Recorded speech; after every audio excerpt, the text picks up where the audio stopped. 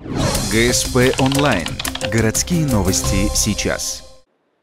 Вторник, 16:00, городадминистрация. Общественные слушания по строительству газофракционирующей установки. Этот промышленный объект будет возведен на территории «Лукойл Ухта-нефтепереработка».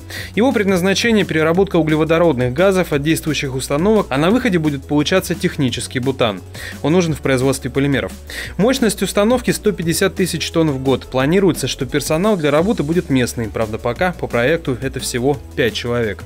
Эксплуатация в последующем, после стадии строительства газофракционирующей установки, она приведет к созданию новых рабочих мест. Мы стараемся следовать политике, растить специалистов из нашего региона, из города Ухта. Важный вопрос – экология. Не единожды раздаются вопросы к нефтяникам по поводу неприятного и, возможно, вредного запаха, который периодически появляется в районе Ветлосяна-Подгорного.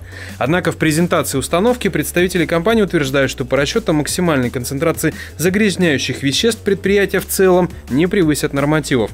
Новая установка позволит получить дополнительный продукт для продажи, значит, увеличит прибыль компании. На сегодня идет предварительный этап. Строительство пока не начато.